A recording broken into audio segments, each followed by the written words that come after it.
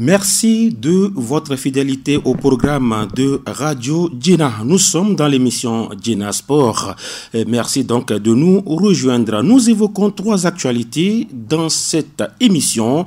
Le CHAN se poursuit au Cameroun, la suite de la compétition avec les demi-finales. Ce mercredi, on évoque les affiches. On parle encore de l'analyse ou des leçons à tirer de la participation togolaise. Ils sont bien de retour, tous les Togolais pratiquement tous les Togolais qui étaient du côté du Cameroun. On évoque également dans la foulée l'enquête ou la commission qui enquête autour de tout ce qui s'est passé autour des U17 du Togo, disqualifiés du tournoi UFOA des Nations. C'était en janvier dernier. On en parle. La valse des entraîneurs, on évoque des mouvements, quel contrat, quel objectif, quelle collaboration entre les techniciens togolais et les staffs dirigeants. Le sujet nous intéresse. Et puis, les sports demain, toujours en mode stationnaire, malgré la levée de la suspension qui pèse sur les activités sportives. La Covid-19 était-elle un argument pour justement les sports demain du Togo? La question sera posée à nos invités qui sont avec nous, Djigbodi Apedo de la maison Djena Sport, Djena Média. Elle est donc de Radio Djena. Elle est du site également, Djena Sport.tg et de Djena TG. Voilà. Edwige Djigbodi, bonjour. Bonjour Latif, bonjour aux auditeurs et auditrices de Radio Djena. Voilà, c'est la seule poule sur le plateau. J'espère que le mot ne vous frustre pas, parce qu'il y a 3 coqs sur le plateau. Et les coqs, justement, c'est Moudjib Falana, du Mérite Sportif. Moudjib, bonjour. Bonjour Latif, bonjour aux confrères autour de la table et bonjour à tous ceux qui nous suivent en ce moment. Steven Lavon est avec nous. Kédiké. Voilà, ils ne comprennent rien, c'est un code. Steven, bonjour. Bonjour Latif, bonjour à tous les auditeurs de Radio Djena. Et ça fait plaisir de vous avoir. Oui, c'est un première, j'espère que ça va bien se passer. Oui, j'espère. Puisqu'il y a la directrice à côté, j'espère que ça va bien se passer. Je suis Latif Yorouma, ils sont 2 à la mise en onde de cette émission. Abraham Koutalim et puis Rémi Humpati qui est de retour. Rémi qui était donc du côté du Cameroun et on évoque justement le CHAN. Edwige Djigbodi Apedo, les demi-finales c'est aujourd'hui, ça a démarré, on est pratiquement à l'avant-dernière étape. Ah oui, tout à fait, avec ces 2 matchs à suivre aujourd'hui entre Maliens et Guinéens et Marocains et Camerounais, mais la confrontation importante aujourd'hui, c'est surtout le deuxième match entre le tenant du titre et le pays hôte, parce que le Maroc en phase de poule avait commencé timidement avant de relever un peu le niveau de leur jeu avec cette efficacité offensive retrouvée au niveau des Marocains. Les Camerounais qui n'avaient pas tellement prouvé grand-chose également sur ces phases de poule et qui se sont réveillés avec leur public, surtout dans ce quart de finale contre les Congolais, la R de Congo. Donc on a vu un autre Cameroun dans cette confrontation. Maintenant, les Camerounais marocains vont se disputer à cette place pour la finale, mais dans les pronostics, c'est le Maroc qui passe avec tout ce qu'on voit dans le jeu et tout ça, parce que c'est une dizaine de buts par rapport aux Marocains dans cette compétition. Maintenant, quand on prend le duel de l'Afrique de l'Ouest également, il y a un travail qui se fait dans les 2 pays, je parlais du Mali et de la Guinée. C'est le meilleur qui va passer, mais c'est également l'expérience et qui va arranger la nation qui va passer dans cette confrontation entre Maliens et Guinéens. L'expérience au CHAN, aucune des 2 nations ne l'a gagnée. Je parle du travail. Donc je sais, c'est justement, je suis sur vous, comme on le dit souvent. Le CHAN, les 2 nations n'ont pas encore cette chance-là. Peut-être c'est une opportunité pour les 2 nations. Steven Lavon, elle a évoqué également le Cameroun qui a relevé forcément son niveau de jeu par rapport à ce qu'on a vu en phase de poule. Oui, c'est vrai qu'au fur et à mesure de la compétition, le Cameroun a progressé au terme de niveau de jeu. On a vu de très bons matchs, notamment le match contre la RDC en quart de finale. C'était un très bon match de la part du Cameroun. C'est vrai qu'on va mettre un peu sur silence tout ce qui s'est passé avant, parce que c'était pas évident. C'était une grosse pression sur le Cameroun, avec tout ce qu'on écoutait, ils ont triché, ils étaient au courant. Bon, vous savez que les joueurs ne sont jamais au courant de ce genre de trucs. Souvent, ce sont les dirigeants qui font ça et puis ça retombe sur les joueurs. Donc, c'était important pour le groupe, déjà, de se concentrer sur l'objectif. Et puis, sachant qu'en face, il y avait la RDC, qui est double tenant du titre. C'est RDC qui est le recommande de victoire dans ce champ-là. Oui. Il y avait une certaine expérience avec tous les joueurs qu'on a vus d'ailleurs, les joueurs de l'Est Vita Club. C'était quand même une équipe Est Vita Club bis d'ailleurs, on peut le dire comme ça. Et donc le Cameroun a aussi son niveau de jeu, bien évidé aussi par les erreurs de Lematampi, le gardien des Léopards. Donc ça les a aidés à gagner cette rencontre-là. Maintenant, face au Cameroun, c'est un tout autre match. Parce que bien évidemment, Edwige en a parlé tout à l'heure, le Maroc a une grosse expérience dans ce champ-là. C'est le tenant du titre. Il y a des joueurs qui évoluent dans des clubs vraiment cotés. Et on les a vus notamment sur les dernières phases finales de Coupe Interclub en Afrique. Avec des clubs comme Berkane qui a remporté la Coupe de la Confédération, le Raja qui était en finale de la Ligue des Champions. Donc voilà, ça fait beaucoup de joueurs qui ont beaucoup d'expérience de la haute compétition. Et puis, comme ça ne suffisait pas, il fallait également ajouter un grain de pression sur le match. Ça a démarré depuis hier avec le Maroc qui a refusé d'aller à Limbé pour faire son match, c'est-à-dire pour être hébergé là-bas et faire le match. Ce qui n'est pas bien, puisque la compétition, toutes les équipes doivent être logées dans la ville du match. Ils ont préféré rester à Douala, même si ce n'est pas loin, 1 heure de route, 1h30, mais ce n'est pas bien. Du coup, ça a créé quelques joutes verbales lors de la conférence de presse d'avant-match, où l'entraîneur marocain d'ailleurs mis la pression également sur l'organisation marocaine en parlant de les arbitres ont aidé le Maroc jusque-là. Bon, vous savez, c'est de bonne guerre en fait. Mais généralement dans ce genre de compétition, surtout avec ce qui s'est passé en quart, du coup tous les yeux sont tournés vers le Cameroun et donc on va épier les gestes des arbitres, etc. Donc bon voilà. Bon après les Camerounais, comme ils savent qu'ils sont à la maison aussi, ils se mettent un peu dans leur bulle pour pouvoir faire ce gros match-là. Maintenant, le premier match de la journée, ce sera entre le Mali et la Guinée. On l'a dit tout à l'heure, les deux équipes ont quasiment ne l'ont jamais gagné. Il n'y a que le Mali qui a fait une finale en 2016, je me rappelle bien, contre les RDC d'ailleurs. Oui. Et donc, ces deux équipes-là ont produit du très très beau jeu jusque-là. Pour moi, c'était le Mali, la meilleure équipe jusque-là. Par rapport au contenu. Par rapport au contenu surtout, voilà. En phase de poule, on a vu ce qu'ils ont donné. Face au Cameroun, face à Zimbabwe, face à la Libye, c'était exceptionnel. Et puis en quart de finale, ils sont tombés sur un os. Parce qu'en quart de finale, tout le monde les voyait favoris largement d'ailleurs face au Congo. Et ils ont dû attendre les tirs au but pour pouvoir faire la différence. Bon, ça arrive dans une compétition comme ça. Et c'est ça un peu le mal de cette équipe malienne. C'est-à-dire qu'ils font du jeu et lorsqu'ils sont en face d'une équipe qui ne fait pas du jeu, ils sont bloqués. Ils ont du mal. Voilà. Donc ça a été compliqué pour eux en quart de finale. Mais là, face à la Guinée aussi, qui a décidé de faire du jeu depuis et qui, je ne sais pas, mais ils ont peut-être quelque chose du champion. C'est-à-dire, vous voyez le quart de finale, ils prennent un carton rouge après quoi? Après à peine une vingtaine de minutes. Ils tiennent, ne prennent pas de but, jusqu'à ce qu'ils marquent le but. Je pense qu'il y a quelque chose du champion là-dedans. Bon, ça, c'est juste que mon avis. On verra ce que ça va donner. Également, cette équipe guinéenne est en train de montrer de belles choses. Et donc, j'espère qu'on va avoir un très très beau match entre Aigle et Sili National.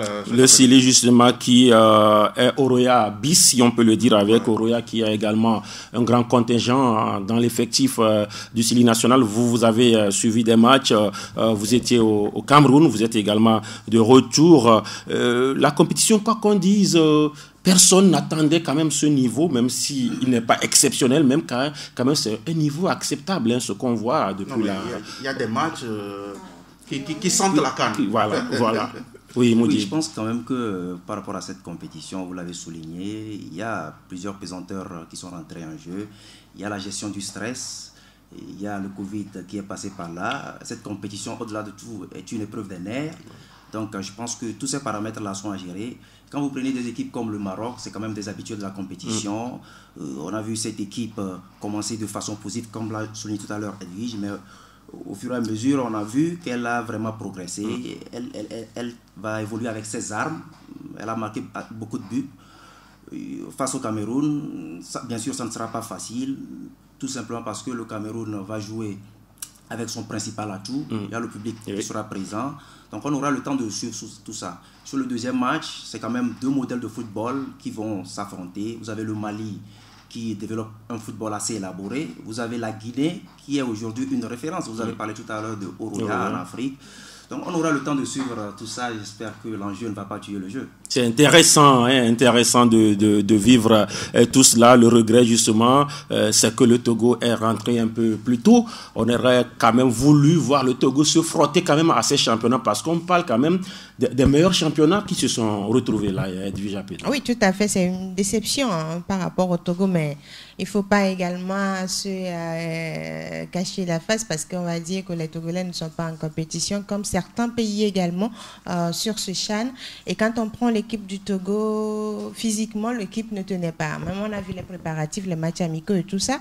Maintenant, le premier match a prouvé qu'on n'était vraiment pas en compétition, qu'on n'y était pas. Maintenant, parce que si ce n'était pas à cause du coronavirus, s'il y avait la continuité dans la compétition au plan local, on aura un autre niveau face au Maroc. Maintenant, face à l'Ouganda, le jeu a changé. Peut-être que c'est le discours. Les joueurs même se sont dit, ce qu'on a fait face au Maroc, on pouvait faire mieux. Quel que soit ce que nous avons comme manquement et tout ça, on pouvait faire mieux. Et c'est ce qu'ils ont fait face à l'Ouganda. C'était une surprise. Maintenant, ils sont retombés encore dans ce qu'on savait déjà, dans ce qu'on maîtrisait déjà face au Rwanda, où ils avaient l'opportunité, ils ont mené, ils ont été égalisés, ils ont marqué encore, ils ont été égalisés. Après, le Rwanda a pris le dessus. Ce sont des leçons que le Togo doit tirer, parce que le Togo a toujours des difficultés à finir les matchs, que ce soit l'équipe A ou les catégories. Le Togo commence correctement, le Togo marque des buts. Maintenant, pour maintenir ce résultat jusqu'à la fin, c'est toujours compliqué.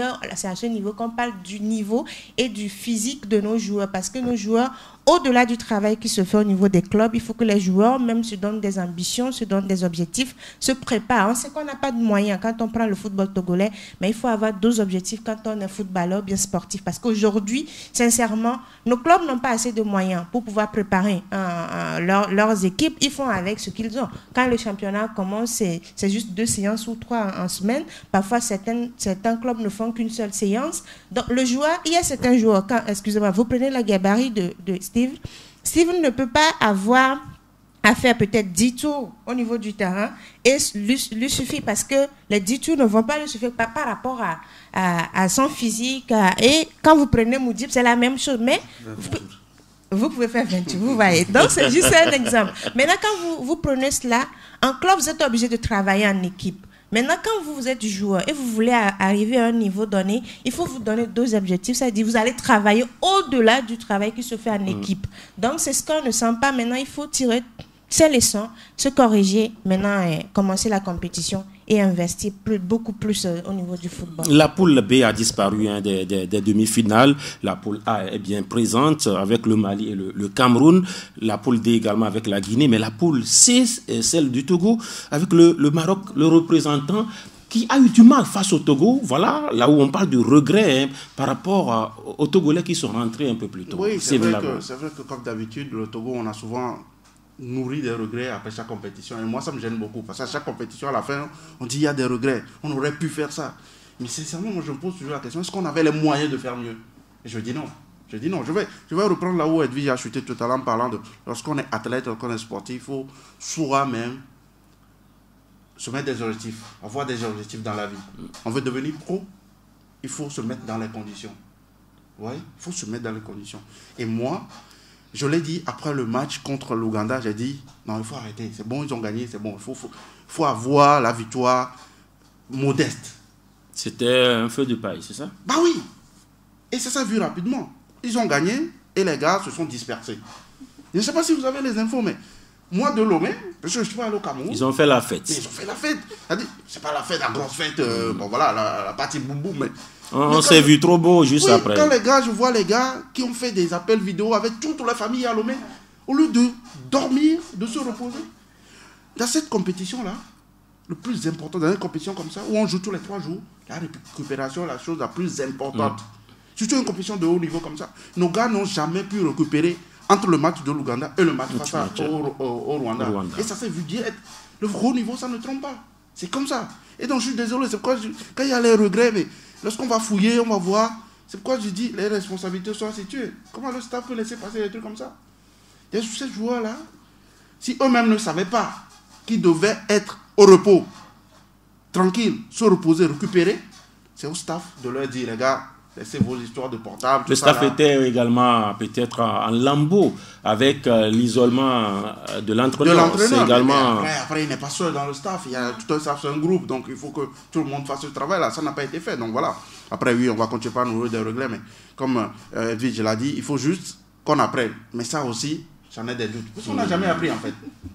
Pourquoi est-ce qu'on va commencer maintenant? Bon, enfin. Voilà, si on était à la phase finale, c'est qu'on avait quand même peut-être quelque chose à montrer. Mais depuis le mai, justement, Steven a parlé des informations qu'il a eues. D'autres informations également faisaient état de l'organisation qui a ressemblé aussi aux autres, par rapport, par exemple, à l'Afrique du Sud, par rapport même à la CAN de l'Angola. C'est-à-dire qu'à certains niveaux, l'organisation a ressemblé également à ces organisations. Qu'est-ce qu'on peut en dire sur ces aspects-là, Moudjib Falana? Moi, je pense qu'il faut analyser la participation togolaise sur 2 niveaux. Le premier niveau d'analyse, c'est le contexte général.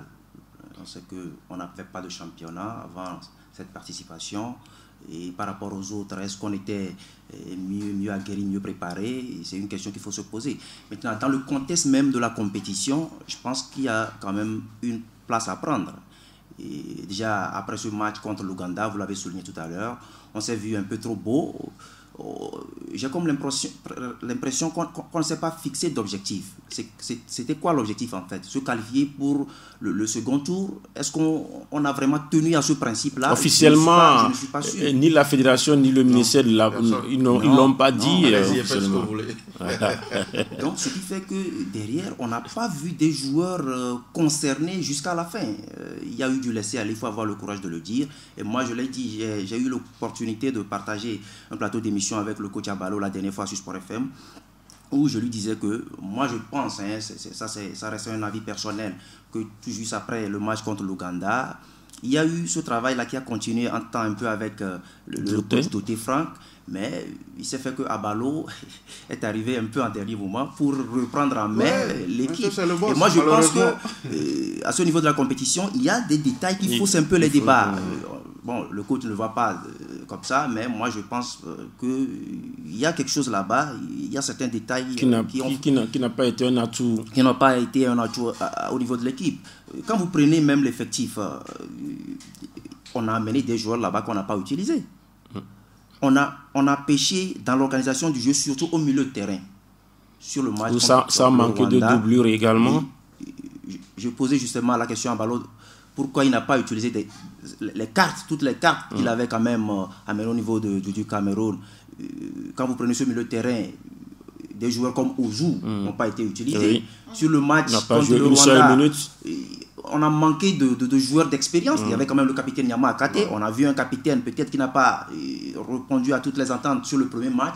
Mais lorsque vous êtes un coach, je pense quand même qu'il faut utiliser ce qu'on appelle la psychologie. Ouais. Voilà, le capitaine, c'est un capitaine. Un capitaine reste un capitaine. Parlez à votre capitaine, parlez à vos éléments. Mais derrière, moi j'ai comme l'impression que ce travail n'a pas été fait. Pas du tout.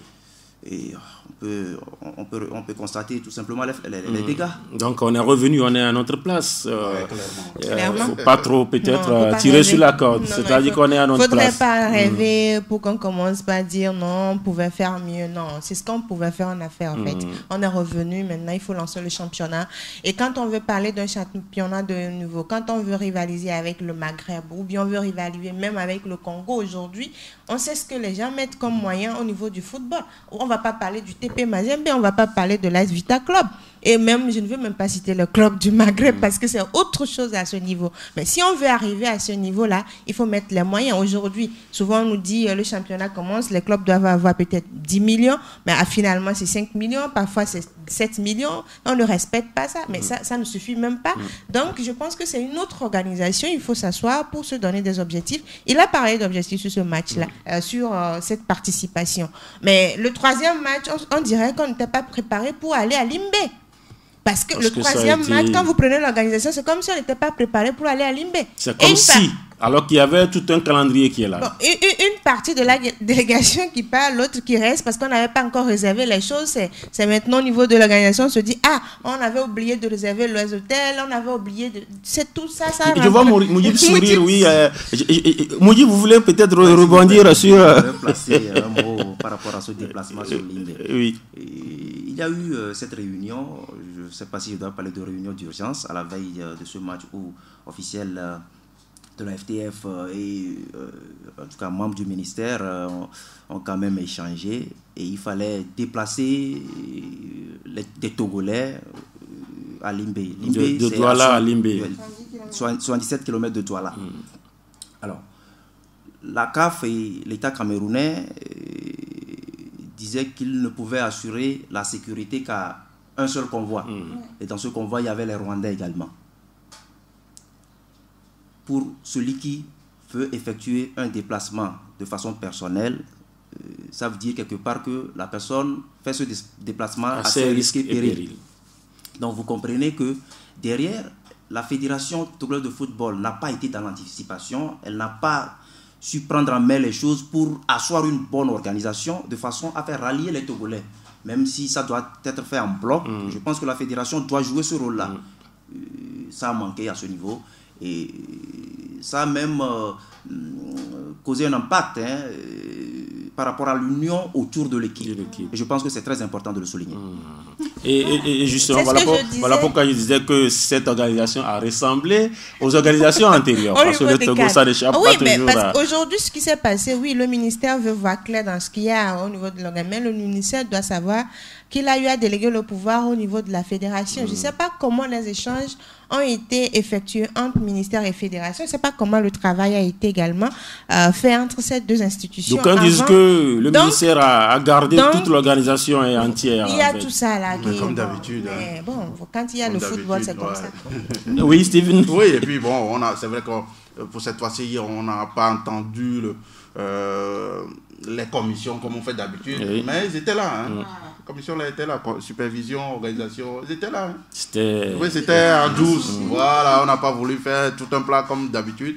Donc voilà, comme d'habitude, quand ça touche au football, le ministère devient le ministère du football. Voilà, malheureusement.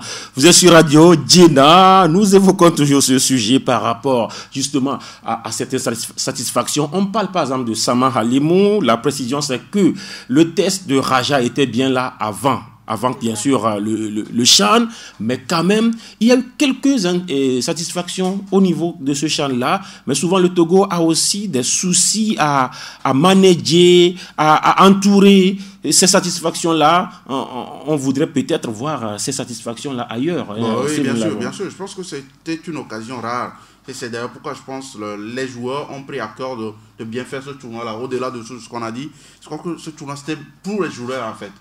Eux-mêmes se sont dit, c'était l'occasion rêvée, il faut se mettre en vitrine, il faut se faire voir, donc il ne faut pas qu'on gâche ça. Et c'est ce qu'on a vu notamment à partir du deuxième match, là, ils se sont donnés. On a vu bien évidemment des satisfactions comme Richard Nan, Ourouagoro Ismaël, Tchatakura Semiou, et puis le jeune Sama, dont vous avez parlé, le défenseur. Non, je pense que, et même, je vais peut-être vous étonner, mais moi le gardien, moi je l'aime beaucoup. Je l'aime toujours beaucoup, malgré peut-être voilà, la bourde peut-être sur le premier but rwandais. Il a été intéressant à certains niveaux. Très intéressant. Surtout le tournoi a été très bon. Moi, je pense que lui aussi devait avoir quelque chose. Donc voilà. Maintenant, il faut les aider. Je pense qu'ils sont entourés. J'espère qu'ils sont bien entourés pour pouvoir les aider à franchir ce cap-là. Maintenant, je sais que ça va être difficile aussi. On nous connaît au Togo. Oui, voilà. Parce que justement, le football togolais, pour avoir le niveau malien, guinéen, c'est aussi cela. Il faut qu'on ait aussi un niveau de management poussé, arriver quand même à faire bloc derrière, à trouver de bonnes personnes autour de ces joueurs-là qui ont quand même du talent. Cela passe par la visibilité et la communication autour de ces joueurs, autour d'abord du championnat. Aujourd'hui, quand on joue le championnat de football de première division, combien de médias diffusent ce championnat-là? D'abord, il faut passer par un lobby des échanges entre médias et fédérations et ministères pour qu'il y ait une visibilité autour de la compétition. De ce championnat je parle de la D1 et de la D2 parce qu'il y a des joueurs bien organisés d'abord. Avec des infrastructures également. Oui, maintenant il y a les pelouses. On dit qu'on va jouer la D1 sur ces pelouses-là. Donc, je me dis que si ces terrains sont retenus, déjà c'est bon pour le spectacle. Maintenant, au-delà de ça, il faut une visibilité. Vous savez, aujourd'hui, ce sont les médias individuels qui décide. Il parlait d'Aïkba Moubarak tout à l'heure. Radio Djena décide de faire un zoom sur Aïkba Moubarak individuellement. Alors que sur le championnat est visible Et qu'on sait que, par exemple, tel recruteur ou bien tel club sait, il y a la deuxième division, il y a la première journée qui se joue. J'ai vu, par exemple, tel joueur sur telle compétition. J'aimerais suivre le joueur. À chaque journée, ils vont suivre à la télévision pour voir comment le joueur évolue dans le club et tout ça. Et on ne va pas juste attendre. Je vais appeler Steve, vous avez les nouvelles d'Aïba Moubarak, il est comment il est, ses capacités, ses aptitudes. On va compter juste sur la parole de non, mais quand même si on voit, après, faut pas peut-être que après on va dire bon, tu m'as pas bien conseillé. Comme Claude l'a dit, ils m'ont trompé, voilà. Donc je pense qu'il faut d'abord cette visibilité là, et maintenant il faut également que les joueurs eux-mêmes travaillent sur leur communication, parce que quand vous voulez arriver à un niveau, même si vous n'êtes pas bon là, il faut juste qu'il y ait une bonne communication autour de vous. Ça aide toujours. Vous serez dans un grand club. Oui. Donc il faut que ce travail le Choupo-Moting peut-être voilà, par exemple ça. Qui n'est pas assez extraordinaire, mais qui quand même a des mouvements extraordinaires. C'est tout un travail. Et puis également, il ne faudrait pas qu'on détruise nos joueurs. Oui, Aïba Moubarak, il l'a dit tout à l'heure, il a été bon sur certaines actions, sur cette compétition. Et mais il s'est loupé sur certaines actions. Ça n'arrive qu'au bon ou bien qu'au grand joueur. Vous prenez le gardien de la RD Congo. Regardez, le gardien, moi je l'apprécie. Mais regardez ce qu'il est arrivé à ce gardien-là la dernière fois. Donc c'est ça. Mais on ne va pas enterrer en même temps le gardien pour dire il a été mauvais. Parce que souvent je pense que Steven dit, c'est important parce que souvent, quand je dis nous, ce n'est pas seulement la presse, c'est-à-dire même l'opinion. Souvent, c'est nous qui enterrons vite nos joueurs. Oui, ben il est là. Aujourd'hui, c'est Bassa. Demain, il est nul. Aujourd'hui, c'est Aïba. Demain, il est nul. Gianni, Gianni Nguissan, tout ça là. Il faut quand même apprendre à savoir que celui qui est bon, c'est lui qui est aussi mauvais par moment. Oui, et c'est peut-être aussi parce que nous ne suivons pas nos joueurs sur la durée. On suit peut-être le joueur sur quelques matchs et après, on n'a plus de ses nouvelles. Et on dira après qu'il n'est pas bon. Voilà. Et sur la compétition, sincèrement, il faut avoir le courage de le dire. Moi, quand vous prenez le réseau offensif togolais, c'est là où il y a la satisfaction. Vous prenez ce réseau offensif. Steven a parlé tout à l'heure de ces individualités-là, Tchatakora Seniou, Ouro Agoro Ismail, Nana Richard. Ça veut dire quelque part que le talent y est. On ne va plus avoir cette chance-là forcément de participer encore à un CHAN si on ne s'organise pas. Il est important de revenir à la maison maintenant, de s'organiser, de voir comment il faut continuer avec en tout cas, les autres joueurs, comment il faut les entretenir, comment il faut les suivre. C'est très important. Voilà. On n'a pas fini de parler de ce qui est arrivé au Togo à l'UFOA B, parce que justement, une commission d'enquête a été mise en place par le gouvernement. Et cette commission devrait, selon nos informations de coulisses, rendre ses premiers résultats vendredi ou samedi, Steven Lavon. On parle quand même d'une commission sérieuse qui veut faire des trucs sérieux. Bon, je ne sais pas trop. Parce que oui, tout ça là c'est beau. Mais la commission, on en a eu au Togo. Ils ont toujours fait du travail sérieux, j'imagine. Mais malheureusement, on n'a toujours jamais vu les résultats des enquêtes. Donc, tout ce que moi, personnellement, j'attends, c'est qu'on nous sorte justement les résultats de cette enquête-là et qu'on situe les responsabilités. C'est tout. Parce que moi, j'ai été un peu au cœur de ce tournoi UFOA U17 et j'ai vécu ça très amèrement. C'était difficile quand même. On avait une bonne équipe, on venait de gagner 2 matchs et puis on nous dit que, bon voilà, on a des joueurs qui sont âgés. J'ai été surpris en fait, j'ai été très très surpris parce que je me dis, c'est quasiment la première fois que ça arrive au Togo. On a toujours quasiment respecté les âges dans ces différentes catégories-là, on a toujours tout fait pour respecter ça. Et pourquoi ça nous arrive sur notre sol? Et c'est voilà, et à ce étant organisateur. Voilà, donc ça a été très difficile pour moi. Bon après, comme vous l'avez dit, on a vu les autorités qui ont dit, ouais ok, allez on va situer tout ça là. Donc moi j'attends, je suis très très impatient de connaître les résultats de cette enquête. Pour une fois justement. Pour une fois et de voir ce que ça a véritablement donné. C'est vrai qu'on ne va plus gagner la compétition ou bien on ne va plus aller à la CAN, mais ce sera déjà bon pour l'avenir de savoir ce qui s'est vraiment passé, c'est tout. Est-ce que le Togo veut faire les choses à la togolaise ou bien on veut copier peut-être ce que le Bénin a fait par rapport justement à cette situation? Moi, je pense que le plus important, c'est que les responsabilités soient limites et soient situées. Et écoutez, là où le bas blesse, c'est que cette compétition a été organisée au Togo. Moi, j'ai pas trop envie de rentrer dans ce débat d'âge. Mais c'est un peu bizarre que c'est chez nous, nous sommes au pays et on nous sanctionne. Parce que là aussi, c'est une des rares fois que cela se passait. Un pays organisateur disqualifié de son tournoi, c'est avec le Togo. Hein. Ça ne s'est jamais produit. Il va falloir qu'on fasse. Après, comme moi j'ai dit à l'époque, bon, même si vous êtes au pays, il faut respecter les règles. Si vous n'êtes pas règle, on vous sanctionne. Il n'y a pas de souci pour ça. Maintenant, comme on le dit, là, entre nous, comme ça, non, on est au Togo quand même. Ça se passait au Togo. On aurait pu quand même anticiper sur... fermer les bouches, etc. Voilà. Mais bon, ça s'est passé. Qu'est-ce qui s'est passé? Edwige Apedo, cette commission, vous l'attendez également avec beaucoup d'impatience? J'espère qu'elle ne sera pas comme les autres commissions, parce que quand il y a une situation, on dit on met en place un comité, on met une commission d'enquête et tout ça. Maintenant, on attend les résultats. Vous avez parlé de vendredi et samedi. On attend de voir. Maintenant, il ne faut pas également faire du favoritisme pour dire non, parce que telle personne est telle, on ne doit pas dire que c'est elle qui a fait ceci ou bien c'est elle qui a fait cela. Donc, il faut situer les responsabilités. Si c'est un président qui l'a fait, on situe les responsabilités. Si c'est un ministre qui a décidé que ça soit ainsi, on situe les responsabilités pour que prochainement, on n'ait plus à vivre cette situation. Moi, surtout, c'est le mental des jeunes qui me rend un peu triste parce que ils ont trop pleuré, quoi. Quand vous échangez avec le staff, c'est que c'était un coup de massue donné à ces jeunes-là. Ils avaient envie, ils avaient de l'espoir. Ils avaient de l'espoir. Et puis, c'était un beau jeu. Quand tu vois les jeunes sur le terrain, tu as de la satisfaction et puis on sent qu'il y a un travail qui se fait au niveau de la base, c'est ce que nous voulons, mais sincèrement ce qui s'est passé là, c'était vraiment décevant. Et puis voilà. c'est très important de situer la responsabilité parce qu'on ne le dit pas assez, mais quand vous êtes disqualifié d'une compétition comme ça, il y a une sanction, c'est-à-dire vous ratez la prochaine. Une ou deux normalement c'est deux. Voilà. Donc, il faut qu'on situe et qu'on sache notamment...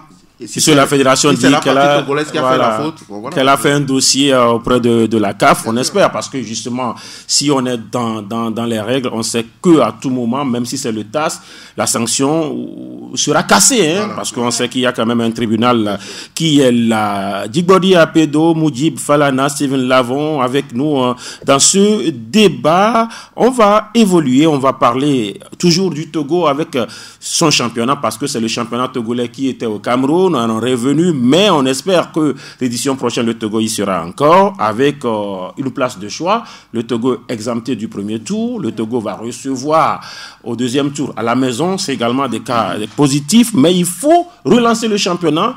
La fédération annonce la reprise officiellement pour le 20 mars. Moudjib Falana. La vase des entraîneurs, c'est déjà le moment. Nous sommes en plein marché à Daolato, où voilà, on parle de contrat par ici, objectif par là, mais derrière c'est la collaboration souvent qui est un souci. Ça fait beaucoup d'écoles si on veut avoir un championnat. Alors, qu'est-ce qu'on peut déjà commencer par dire sur le contrat que les clubs proposent aux entraîneurs ou que les entraîneurs signent avec les clubs Moudjib Falana? D'abord, il faut se demander est-ce que les entraîneurs se retrouvent dans un bloc? Aujourd'hui, on parle d'association des entraîneurs. Ils ont une association, oui. Mais est-ce que tous les entraîneurs togolais se reconnaissent au travers de cette association? C'est la question qu'il faut se poser.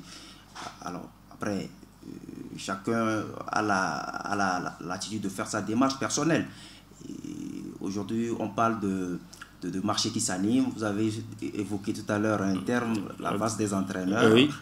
C'est une opération de charme, oui. Où on essaie d'avoir le meilleur de son côté. Et quand vous prenez le championnat togolais, ce qu'il faut remarquer, c'est que à la fin de chaque saison, les clubs veulent avoir les meilleurs, que ce soit au niveau des joueurs, que ce soit au niveau des entraîneurs. Oui.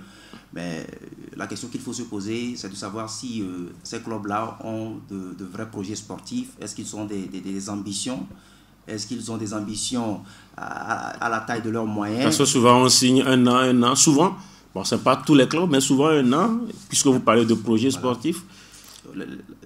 les clubs n'ont pas de projet. La plupart des clubs n'ont pas de projet. Il y a des clubs qui veulent réaliser des exploits de millions, mais qui mettent dans la cagnotte des centaines de mille. Donc vous comprenez qu'il n'y a pas cette adéquation-là entre ce qu'on a dans la tête et l'objectif escompté. La SOTR, par exemple, quand vous prenez ce club, c'est quand même l'un des plus grands budgets de la première division ce championnat. au Togo. Mais depuis que cette équipe, il y a eu des réformes au niveau il y a eu Histoire qui est devenue la SOTR. Moi, je ne sens pas trop cette équipe. Il court derrière le titre depuis. Depuis plusieurs années. Il y a des clubs basés sur des modèles de gestion communautaire comme l'Entente de Dolomieu qui sont en train de se refaire une santé après avoir végété longtemps en D2. On espère que les choix sont bien faits. Il a évoqué 2 clubs justement en temps de ces choses, les services en tout cas de Maurice Nossoudien et puis voilà, OTR qui a enrôlé Fiaboué. On parle d'une saison, à l'entente on parle de 2 saisons.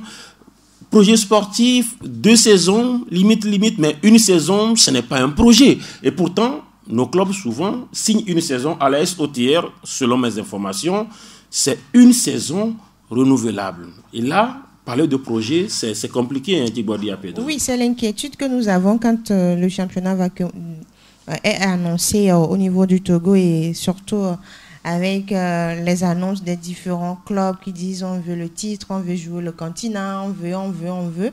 Et finalement, quand on regarde ce qu'il y a, on ne veut pas, en fait. Parce que quand vous prenez par exemple la SOTA, qui est l'un des gros budgets de ce championnat, et qui s'allie un entraîneur avec une saison. Je ne sais pas ce que vous voulez sur une saison. L'objectif est clair, une place continentale. Avec une saison, vous savez, c'est compliqué quand vous engagez un entraîneur qui signe une saison. Parce que peut-être, ce qui est bizarre aussi, c'est que le recrutement est déjà fait. Il y a déjà l'effectif qui est là. Et on amène l'entraîneur pour gérer l'effectif. Maintenant, si l'entraîneur dit, j'ai besoin de tel joueur, du joueur X ou bien du défenseur Y, on dit non, tu fais avec l'effectif. C'est 25 joueurs ou 30. C'est 25 joueurs ou 30, tu fais avec l'effectif qu'on a. C'est l'effectif dédié à cette saison. Et maintenant, finalement, à la fin de saison, vous revenez, on n'a pas l'objectif attendu. On est 4e, on est 5e, on est déçu. Mais vous êtes déçu pourquoi? Ça veut dire que vous avez engagé un entraîneur pour une saison, il a fini, vous êtes déçu, vous le renvoyez, vous amenez une autre personne, la personne fera la même chose parce que la personne ne peut pas dérouler ce qu'elle a comme action dans la tête, ce qu'elle a comme ambition dans la tête. La personne n'a pas le temps de le faire.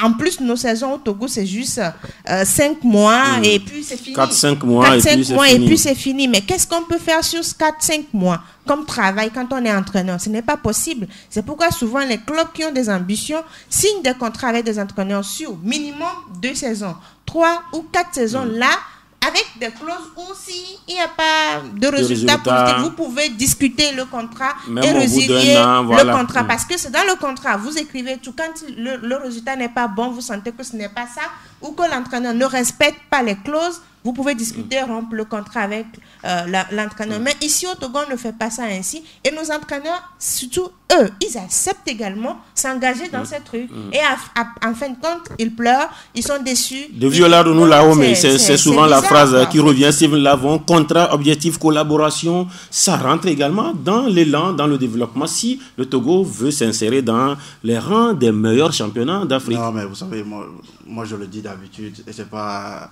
à Radio Diena que je vais me déjuger. Pour tout ce qu'on fait là actuellement au niveau de notre football local, c'est on s'amuse en studio, quoi, comme on dit souvent. Non, on s'amuse en studio, c'est-à-dire que non, il n'y a aucun moyen déjà, et donc on veut quoi en fait? On veut quoi? Tant qu'on n'aura pas jeté les bases d'au moins un semi-professionnalisme, on va toujours être là. Sincèrement, on va toujours être là. Et ça, je parle de ça au niveau de toutes les entités, c'est-à-dire partant des clubs jusqu'à la fédération. Tant qu'on n'a pas jeté les bases d'un semi-professionnel, on soit notre niveau amateur. C'est ce que demande notre niveau amateur. Lorsque vous signez des gars de 1 an, mais c'est ça le niveau amateur. Tout le monde dans le championnat Togo veut gagner le titre. Ouais. Où est-ce que vous avez vu ça? Non. Où est-ce que vous avez vu ça? Non. Même dans le championnat où beaucoup de millions, tout le monde ne veut pas gagner le titre. West Bromwich ne se l'a pas dit, je veux gagner le titre en Première Ligue. Nîmes ne veut pas gagner le championnat en Ligue 1. Non, c'est pas possible. Il faut savoir la place où on est. Mais le championnat au Togo, comme, bon, voilà, on s'amuse, tout le monde s'amuse. Le 17e de la saison dernière, la saison prochaine, il est premier. Chaque saison, on a un nouveau premier. Non, on va aller où avec ça, en fait? Non? Le Togo change trop de champions. Moi, pour moi, ça me gêne. On n'a pas de... Il n'y a pas de locomotive, il n'y a pas d'équipe. On sait que non, cette saison, ils vont encore champion. Parce que depuis, je crois, 2007, je crois bien, le Togo n'a plus de champion qui a conservé, le titre. Voilà. Non, c'est pas normal. Et ça se ressent justement sur nos participations sur la scène continentale. Tant qu'on n'aura pas un club bien bâti, qui est assis, qui écrase quand même tout sur le championnat local, ils ne feront jamais rien sur le championnat. Et justement, ce club, je reste avec vous, ce club dans d'autres pays, c'est un ou deux qui tirent le championnat. Exactement. Elle a parlé de gros budget. Ouais. On peut quand même avoir un ASOTR, bien un Togo Port ou peut-être un Dito comme locomotive. Sauf que voilà, on l'a pas toujours. Le truc aussi, c'est d'avoir de l'argent, mais il faut des idées aussi. Oui, c'est ce qui nous manque aussi à un moment donné, parce que oui, on a parlé de l'ASOTR, qui ont beaucoup d'argent, Dito, ils ont de l'argent aussi. Aujourd'hui, ASCO aussi est en train de mettre les moyens. Il y a 2-3 clubs comme ça, comme c'est, qu'ils ont de l'argent. Maintenant, il faut avoir les idées, il faut avoir un projet clair, il faut savoir ce qu'on veut, là où on veut aller.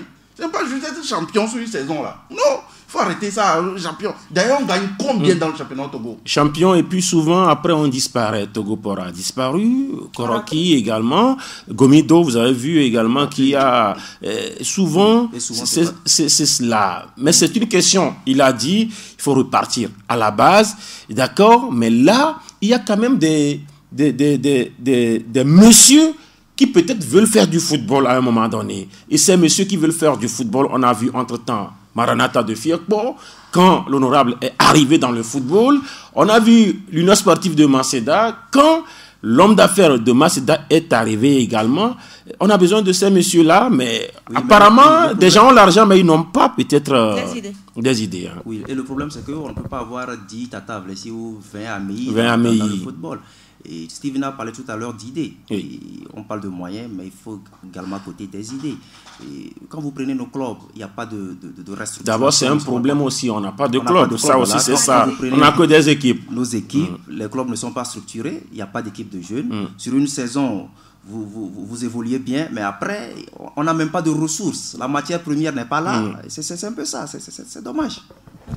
Aujourd'hui, on nous dit il faudrait, quand vous êtes sur le continent, il faut avoir des catégories. Et ce qui est bizarre au Togo aujourd'hui, aucune équipe, bon, comme on n'est pas encore au niveau club, aucune équipe ne décide de dire ok, on va avoir des catégories jeunes.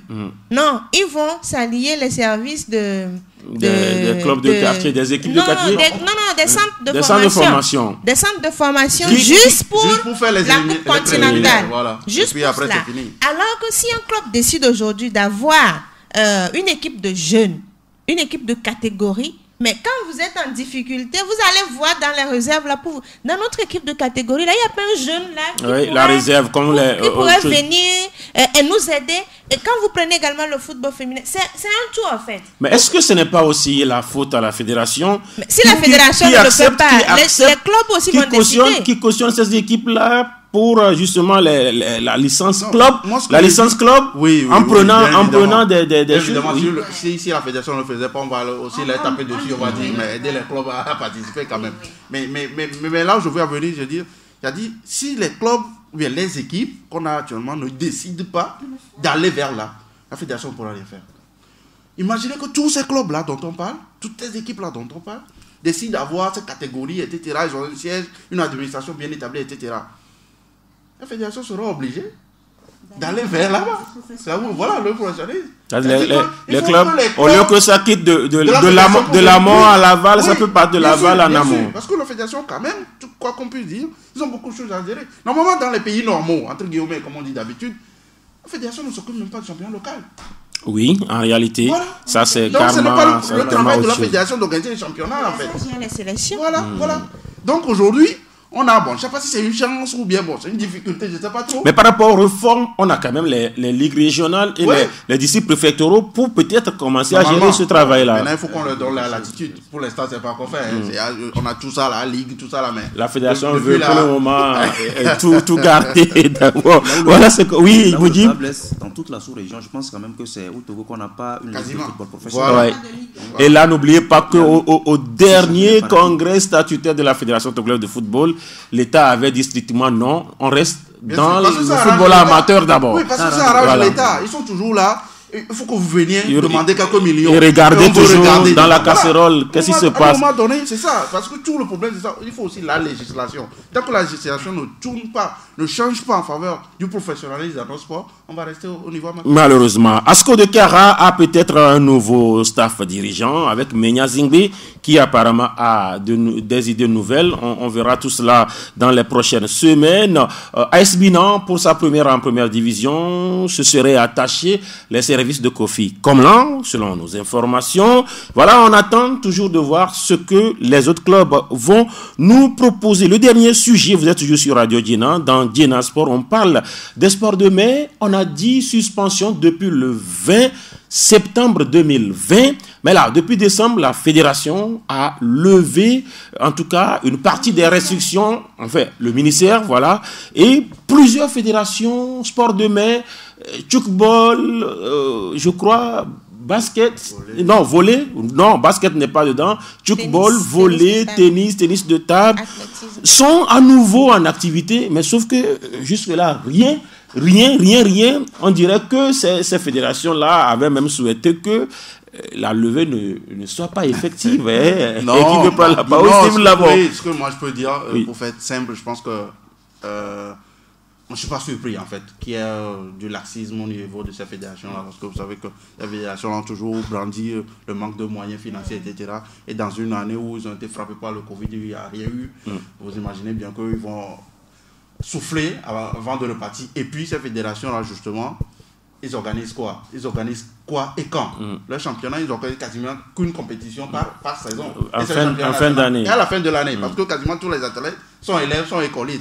Donc il faut attendre que l'année académique passe avant d'organiser quelque chose. Donc j'imagine qu'ils sont dans cette logique-là. Ils vont attendre peut-être que tout ça va passer. Et puis s'ils trouvent un peu d'argent, ils vont organiser quelque chose. Parce qu'aujourd'hui, on sait, et puis on est dans une année olympique. Ceux qui n'auront pas d'athlètes au jeu, ils ne sont pas trop pressés. Ça, c'est au niveau fédéral. Là. Mais au niveau des ligues, souvent, c'est les ligues qui animent ces fédérations de sport de mai. En réalité, Steven parlait de fin d'année avec les fédérations qui organisent les championnats nationaux. Mais c'est les ligues souvent qui animent ces championnats-là. Jusque-là également, malgré la levée, il n'y a rien.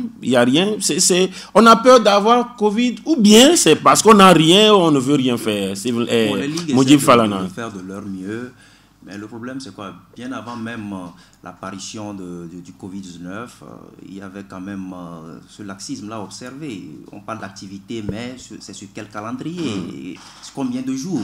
C'est tout ce qu'il faut voir. Maintenant, il y a quand même cette réalité-là, le contexte sanitaire. Mais est-ce qu'ils sont en train de réfléchir sur comment rebondir? Je ne suis pas très sûr, parce qu'il y a aussi le nerf de la guerre. Pour organiser une compétition, il faut les moyens. Donc, il y a tout un nombre d'aspects qu'il ne faut pas occulter. Oui.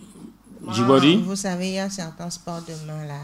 Sincèrement, il faut revoir. Quand vous prenez le volleyball, aujourd'hui, c'est un bureau de 2 mandats. Ils ont fait pratiquement... Ils sont dans leur 8e année deux mandats pour illégaux. une seule élection. Un bureau de 2 mandats illégaux. Ce bureau, vous allez réclamer quoi à ce bureau comme compétition quand vous êtes volleyeur ou volleyeuse? Parce que d'abord, les personnes ne sont pas en règle vis-à-vis des tests que vous-même vous avez votés. C'est ce bureau qui a élu le dernier président de CNOT. Oui. C'est un peu ça. Voilà, voyez, ça fait de l'amont en aval ou de l'aval en amont. Quand vous prenez le handball, aujourd'hui le handball dit on n'a pas de moyens. Mais sincèrement, il y avait des personnalités au niveau du hand qui étaient prêtes à sortir de l'argent pour le hand parce que ces personnes aimaient le hand. Mais c'est seulement qu'au niveau des dirigeants, comme il y avait une mauvaise organisation, une mauvaise gestion de ces fonds, ces personnes se sont retirées.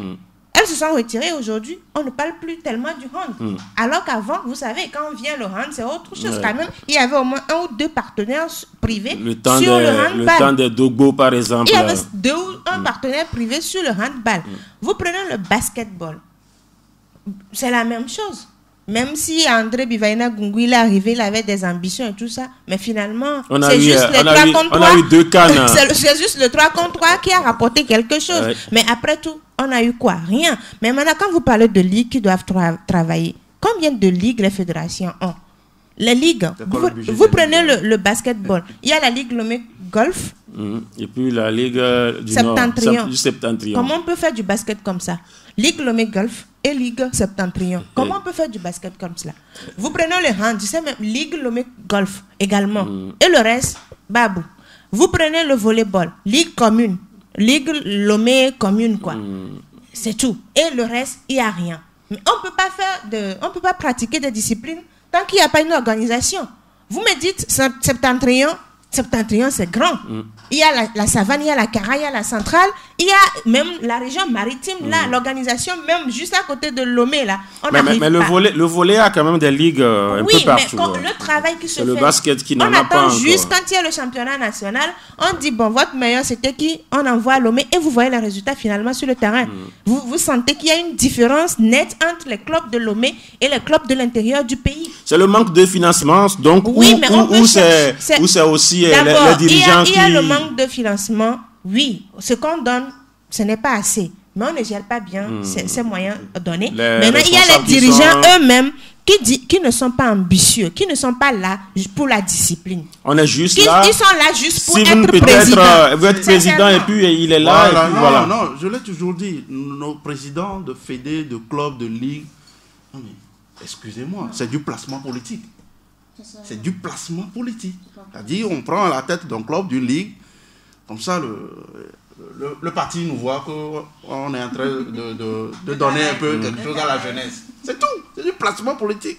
C'est là où vous allez me rejoindre quand je parlais du football tout à l'heure. Mais tout notre sport, c'est du on s'amuse en studio. Désolé.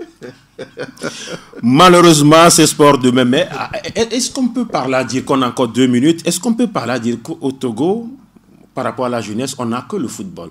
Parce que le football, il y a toujours les restrictions qui pèsent sur... on a du sport de masse et les équipes de quartier, ils font partie par rapport justement aux infrastructures. Voilà, vous n'avez pas de terrain, donc vous êtes obligé de partager votre terrain avec 2, 3 autres équipes. Vous faites partie des sports de masse, ça se bouscule. Mais là, les sports de main, on dit allez-y, mais il n'y a personne qui lève le petit doigt.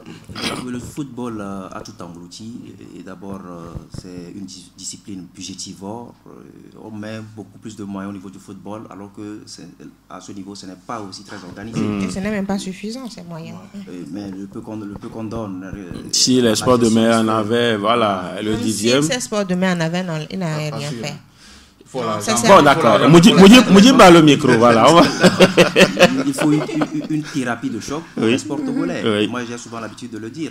Il faut peut-être une sorte de conférence nationale souveraine au niveau des sports. Ou bien les assises. Voilà. Les assises ou les états généraux, comme vous voulez. Et pour définir vraiment les différentes orientations. Et celui qui doit faire cet état général, peut-être c'est l'État, mais l'État n'a pas la volonté de faire du sport au pays. Espérons qu'au niveau de la nouvelle ministre des Sports va amener ces états généraux, sauf que ça va au-delà de ses prérogatives. Voilà ce que je voulais dire. Si au niveau de la politique nationale, le gouvernement n'a pas mis le sport devant, je pense qu'on ne sera pas là. On ne va pas arriver là où on veut. On sera toujours derrière. Parce que oui, il faut pratiquer le sport. Oui, le sport existe. Il faut juste lire. Voilà. Il faut juste lire notre PND. Voilà. Donc le sport, c'est en filigrane, on dit. Voilà. Alors qu'aujourd'hui, nos États doivent comprendre que le sport est un gros moyen pour le développement de nos pays. Il faut juste investir dans les infrastructures sportives, investir dans les différentes disciplines et vous allez voir ce que ça va rapporter. Les investisseurs vont arriver, les partenaires vont arriver. Ce n'est pas seulement quand vous avez vous êtes en agriculture ou bien en élevage qu'il y a des partenaires. Non, le sport rapporte beaucoup et il faut mettre les moyens pour pouvoir faire venir ces investisseurs. Mais si on ne met pas de moyens et on n'a pas une bonne politique par rapport au sport, on n'arrivera nulle part. On sera toujours statu quo, on sera là où on est. On a adopté des chartes, on a adopté des politiques, on a mis dans les tiroirs. Sortons ces politiques-là. Voilà, on n'a pas vu le temps passer pour reprendre la phrase fétiche d'un confrère doyen qui fait partie de la commission média de la Ligue maritime. Je vais parler de Luis Barthélémy Cessenou, ainsi que d'autres confrères également. La presse forcément appelée à porter sa pierre à la construction du football à la base. Ça a été intéressant. nous l'avons. Super intéressant. Merci d'avoir accepté notre invitation. Mais on n'a pas dit le plus important. Il y a 2 personnes qui étaient au Cameroun. Oui. Il n'y a aucun Ndolé en studio. C'est pas possible. Oui. Vraiment. C'est pas possible. Peut-être que c'est à la sortie alors. Hein? Ndolé, on parle, il n'a rien compris. Hein? C'est maintenant qu'il a compris. Moudji Fada, vous êtes maintenant avec nous. Oui. Voilà, vous avez compris. Oui, on a ramené du Ndolé. Voilà. Et c'est où? Avec, comment on appelle ça? C'est du manioc. Et c'est où? Les bâtons de Non, mais il a dit à la sortie. C'est à la sortie? C'est à la sortie. Merci également à vous. C'est un plaisir. Jigbody. Madame la directrice, quand il est midi, c'est souvent. Oui, quand il est midi, souvent, quand il est midi, souvent, c'est ce que je dis. Okay. Madame la directrice, voilà. Ça, c'est la corruption. Je suis Latif Yoruba. Merci à Abraham Koutalim et à Rémi Hunkpati qui ont assuré la mise en onde de cette émission. Rémi également qui est revenu du Cameroun avec la dernière. Elle est au courant. Merci. On se retrouve dans nos prochaines éditions.